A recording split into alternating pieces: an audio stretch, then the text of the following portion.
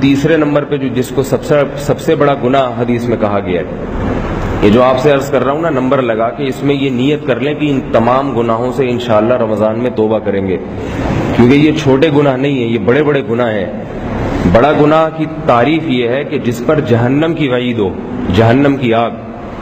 چھوٹی موٹی خطاؤں کے بارے میں تو اللہ نے فرمایا کہ میں ویسے ہی معاف کر دوں گا، نمازوں سے معاف ہو جاتی ہیں۔ آپ نماز پڑھنے آتے ہیں، فجر پڑھی آپ نے، عشاء سے فجر کے درمیان جو چھوٹی موٹی خطائیں ہوں گی وہ اللہ ویسے ہی معاف کر دیتے ہیں۔ کبیرہ گناہ جو ہیں وہ سچی توبہ کے بغیر معاف نہیں ہوتے، اللہ کا قانون یہ۔ تیسرے نمبر پہ جو سب سے بڑا گناہ ہے وہ ہے والدین کی نافرمانی کرنا۔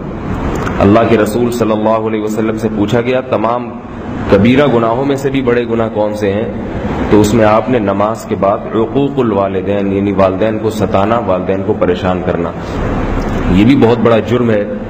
اور حدیث سے ثابت ہے کہ جو شخص والدین کو دنیا میں ستاتا ہے، روایات میں آتا ہے کہ گناہوں کی سزا آخرت میں ملے گی، لیکن بعض جرائم ایسے ہیں کہ جن کی سزا اللہ دنیا میں بھی دیتے ہیں، آخرت میں تو ملے گی، دنیا میں بھی، ان میں والدین کو ستانا بھی ہے۔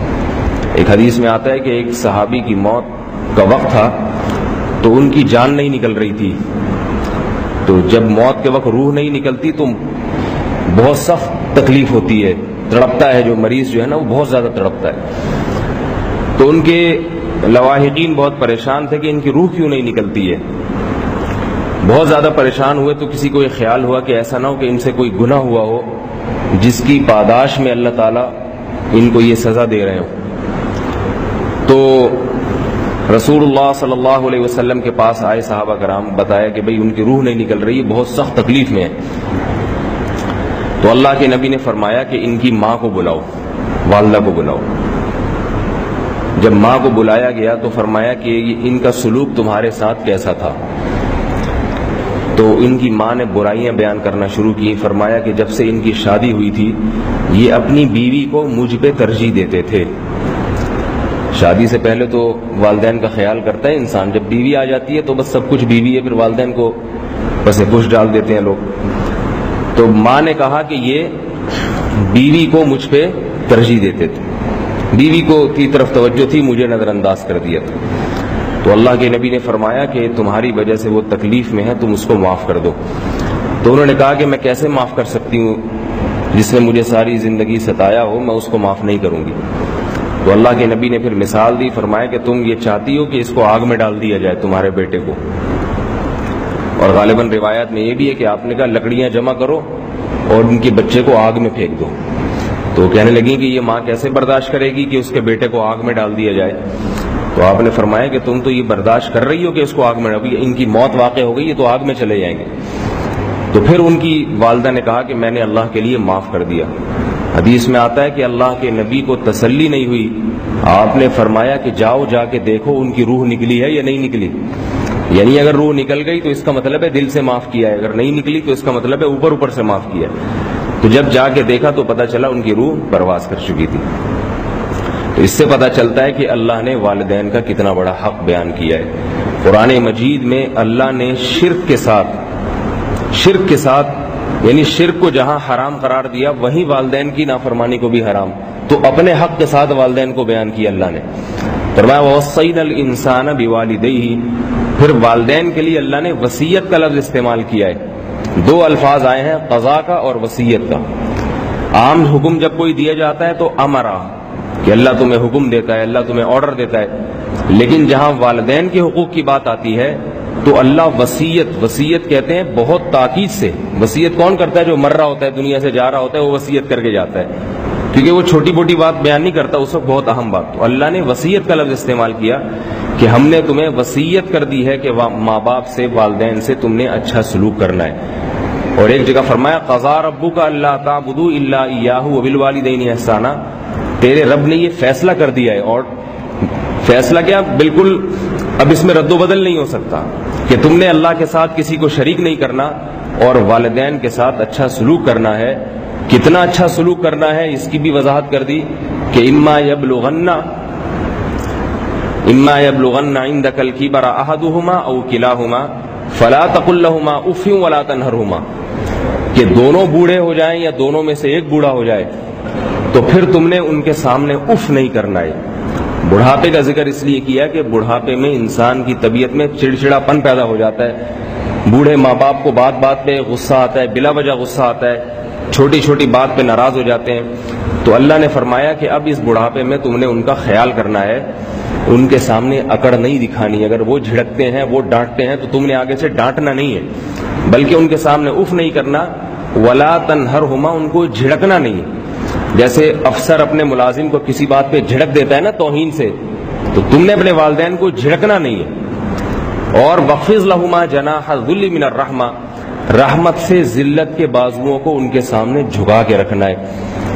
اور فرمایا اتنا بھی کافی نہیں ہے، اس سے بھی حق ادا نہیں ہوگا، بلکہ ساتھ ساتھ ان کے لیے دعا بھی مانگنی ہے.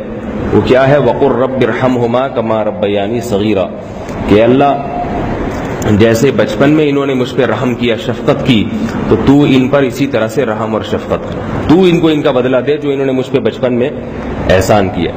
تو اس لیے بھائی اس کی طرف توجہ دینی چاہیے. آج جو ہے نا یہ بالکل نوجوانوں میں ختم ہو گیا. یہ ذرا سی بات پہ باپ کوئی ڈانٹ دے تو یہ بھی آگے سے جواب دے دیتے ہیں، ماں ڈانٹ دے تو یہ بھی جواب دے دیتے ہیں آگے سے. فقہا نے مسئلہ بیان کیا ہے، حدیث سے ثابت ہے یہ کہ نفل نماز میں اگر کوئی مشغول ہے، والدین میں سے کوئی بھی اسے پکارے تو اسے چاہیے کہ نماز توڑ کے جواب دے. نماز توڑ دینا کا حکم ہے وہاں پر. تو آپ بتائیے کہ آپ اگر نماز میں نہیں ہیں اور پھر والدین بلا رہے ہوں اور اس وقت آپ جواب نہ دیں تو کتنا بڑا جرم ہوگا.